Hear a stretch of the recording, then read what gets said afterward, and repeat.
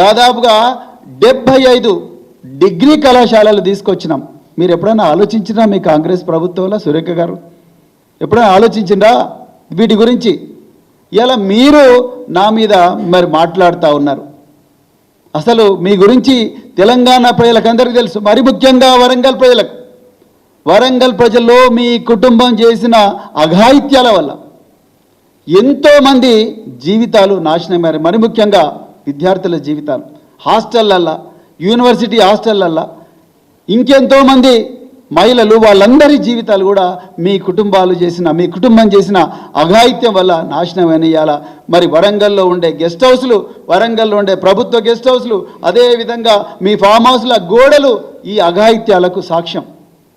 అందువల్లనే ఆ రోజు 2002లో ఇప్పుడున్న జమ్మూ అండ్ కాశ్మీర్ డీజీపీ నలిన్ ప్రభాత్ గారు మీ కుటుంబానికి వరంగల్లో హన్మకొండ చౌరస్తా దగ్గర బహిరంగంగా కౌన్సిలింగ్ ఇచ్చిండు. దానికి సాక్షి ఈరోజు మీ వర్ధన్నపేట ఎమ్మెల్యే, ఒకప్పుడు సీఐగా ఉన్న కేఆర్ నాగరాజు. ఆయన అడగండి, ఇలా ఆయన ఫోన్ చేసి అడగండి వర్ధన్నపేట. మీరు మా గురించి మాట్లాడతారు, మీరు నా గురించి, కేటీఆర్ గురించి మాట్లాడే అర్హత మీకున్నదా అసలు సురేఖ గారు? మీరు రోజు బీర్లు, బిర్యానీలు, రేవ్ పార్టీల గురించి వీడియోలు చేసే మీరు మా ఆకలితో అలమటిస్తున్నా, ప్రతిరోజు కూడా విషాహారం తిని తల్లడిల్లుతున్నా, విషాహారం తిని హాస్పిటల్ పాలైతే వైద్యం దొరకని దీనమైన స్థితిలో ఆర్తనాదాలు చేస్తున్న పిల్లలు బాధలు మీకు అర్థమవుతాయా సురేఖ గారు? ఒక మాతృమూర్తిగా మీరు మాట్లాడాల్సిన మాటలేనా ఇవి? ఎట్లా మాట్లాడతారు మీరు అసలు?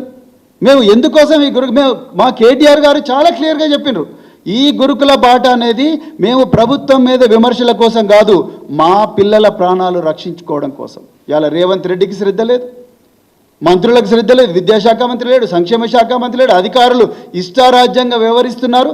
అందుకొరకే మేము ఇలా గురుకుల బాట పెట్టినాం. మీరేం మాట్లాడుతున్నారు? మేము వృధా చేసినాం ఆ 99 కోట్లు. తీసుకురండి రికార్డులు, ఏం తీసుకొస్తారో.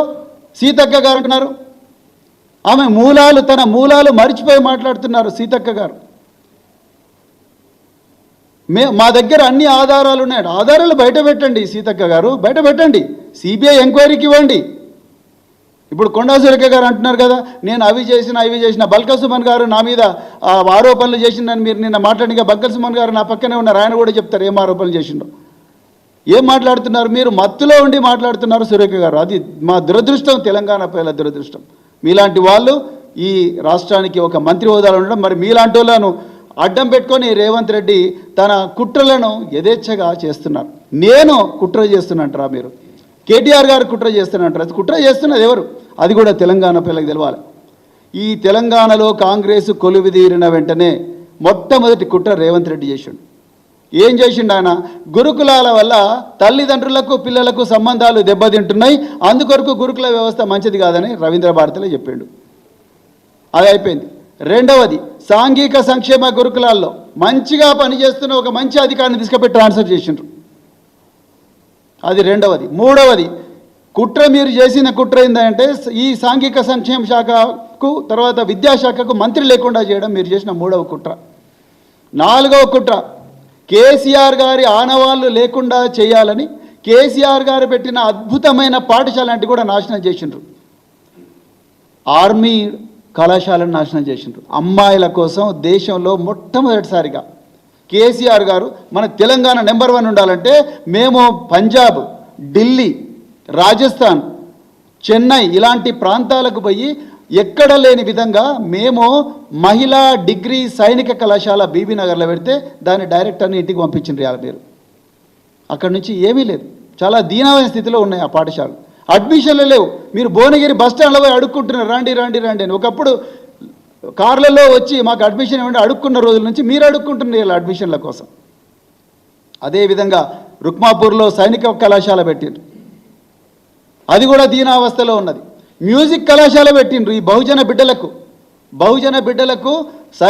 ఏమంటారు లలిత కళల్లో ఎవరు కూడా రానివ్వడం లేదు. ఒకటే వర్గానికి ఇవి పరిమితమైన, అన్ని వర్గాలకు కూడా ఈ లలిత కళలు, సినిమా కానీ, సంగీతం కానీ, నృత్యం కానీ, కథక్, ఒడిస్సీ, అదేవిధంగా భరతనాట్యం ఇవన్నీ ఈ బిడ్డలకు రావాలి.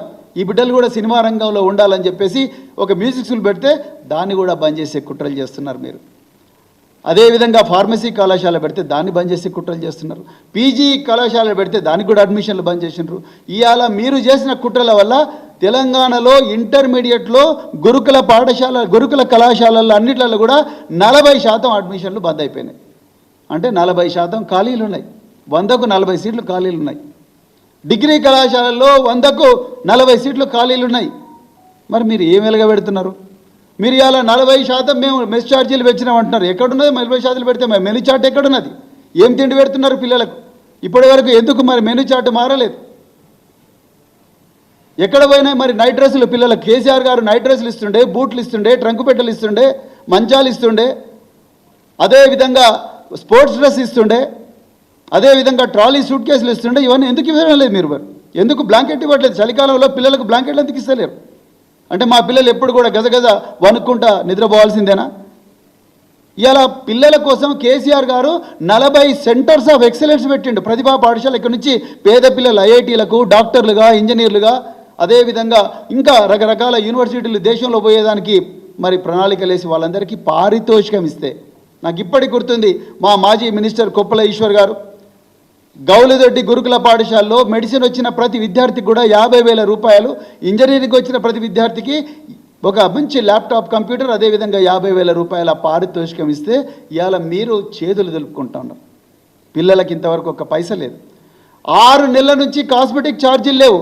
మరి ఇది కుట్ర కాదా? సురేఖ గారు మీరు మాట్లాడుతున్నారు, సీతక్క గారు మీరు మాట్లాడుతున్నారు.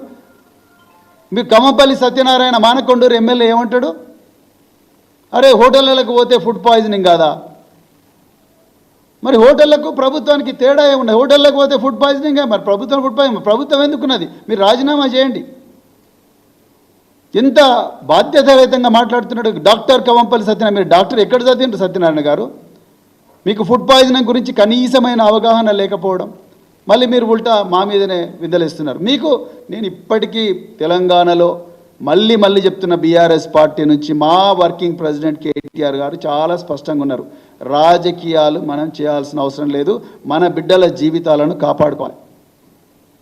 కానీ సురేఖ గారు మీరు మీకు నేర చరిత్ర పెట్టుకొని మీ ఘోరమైన సంస్కృతి, తెలంగాణ మిమ్మల్ని తిరస్కరించిన సంస్కృతి, ఈ సంస్కృతిని మీరు పెట్టుకొని ఇలా మా మీద మీరు అభాండాలు వేస్తే మాత్రం సహించే సమస్యనే లేదు. తెలంగాణ ప్రజలందరూ కూడా గమనించాలి. ఇవాళ బీఆర్ఎస్ పార్టీ ఈ అంతరించిపోతున్న ఈ బిడ్డల జీవితాలను కాపాడాలని ప్రయత్నం చేస్తున్నారు. మేము అందుకొరకే గురుకుల బాట అనే కార్యక్రమాన్ని మొదలుపెట్టినాం. ఆ గురుకుల బాట కార్యక్రమంలో మేము అధ్యయనం కోసం పోతున్నాం. ఇక్కడ తెలంగాణ ప్రజలకు ఎలాంటి సమస్యలు ఉన్నా కూడా, ముఖ్యంగా బీఆర్ఎస్వి భారత రాష్ట్ర సమితి విద్యార్థి విభాగం వాళ్ళు ఎలాంటి సమస్యలు ఉన్నా కూడా దయచేసి ఈ నంబర్ 8522044336కు మీ విలువైన సలహాలను కానీ మీకు ఏవైనా కంప్లైంట్స్ ఉంటే దయచేసి